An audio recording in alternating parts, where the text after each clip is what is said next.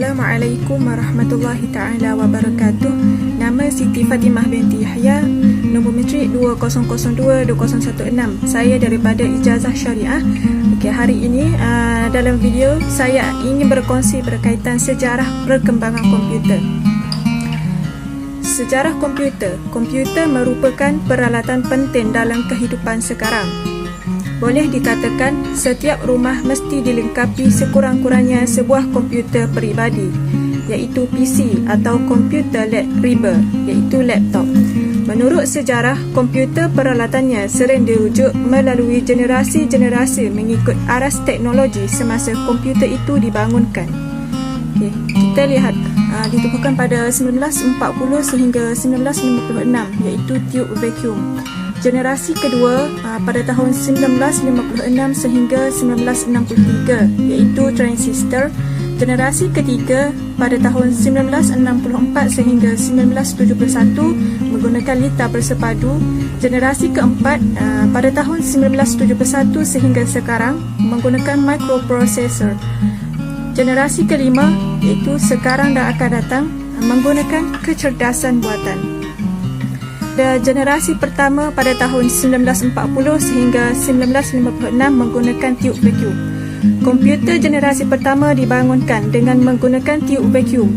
Ia adalah sejenis peralatan yang diperbuat daripada kaca dan beroperasi sebagai komponen penyimpanan dan pemprosesan data. Masalah yang dihadapi komputer generasi ini ialah menghasilkan haba dalam kuantiti yang banyak dan boleh merosakkan komputer itu sendiri. Malah tube vacuum itu sendiri mudah terbakar. Pada tahun 1946, komputer elektronik di dunia yang pertama ialah ENIAC. Komputer ENIAC ini mempunyai timbangan sehingga 30 tan, mempunyai 18,000 tube vacuum, memenuhi ruang 30 sehingga 50 kaki dan menggunakan sekurang-kurangnya 16,000 watt tenaga elektrik. Komputer ENIAC dan UNIVAC adalah contoh alatan-alatan komputer generasi pertama. UNIVAC ini merupakan komputer komersial pertama yang direka bentuk oleh J. Presper Eckert dan John Moseley untuk Biro Banci Amerika Syarikat pada tahun 1951. Beralih kepada generasi kedua pada tahun 1956-1963 menggunakan transistor. Transistor mula digunakan menggantikan tube vacuum dalam sistem komputer. Transistor ialah peralatan bersaiz kecil yang memindahkan signal elektronik melalui perintang. Satu transistor berfungsi menyamai 40 tube vacuum. Ia tidak menghasilkan haba dengan kuantiti yang banyak dan kurang menggunakan tenaga elektrik berbanding tube vacuum. Ia juga lebih pantas, murah dan kecil berbanding tube vacuum, menjadikan komputer pada generasi ini lebih pantas, kecil dan lebih dipercayai. Komputer IBM 7090 buatan Amerika Syarikat merupakan salah satu komputer komersial yang memanfaatkan transistor yang popular. Komputer generasi kedua yang lain adalah IBM siri 1400. Generasi ketiga pada tahun 1964 sehingga 1971 menggunakan litar bersepadu. Pada generasi ini, pembuat komputer mula menggantikan transistor dengan litar bersepadu atau lebih dikenali sebagai IC. Ia adalah sejenis litar elektronik lengkap yang terbina di atas chip silikon yang dipanggil sebagai semikonduktor. Sudah semestinya komputer pada zaman ini lebih kompak dan lebih dipercayai berbanding komputer dari generasi kedua.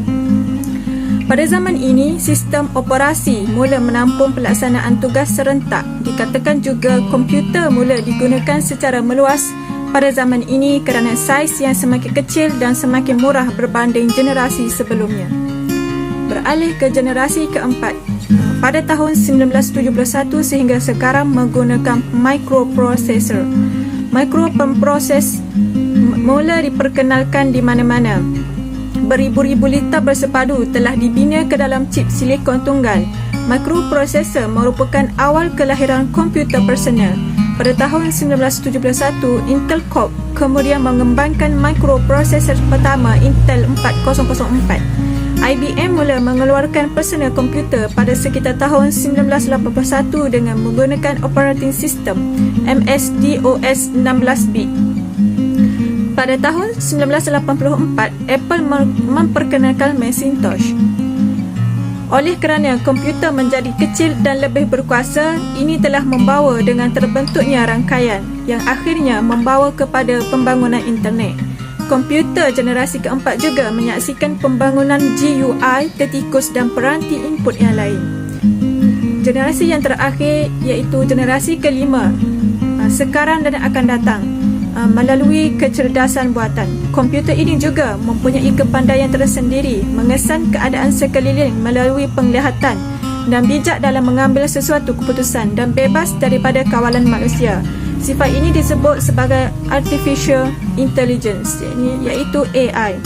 Ia telah menjadi bahagian yang penting dalam industri teknologi dan menyelesaikan banyak masalah yang paling sukar dalam sains komputer. Itu sahaja mengenai perkembangan sejarah komputer.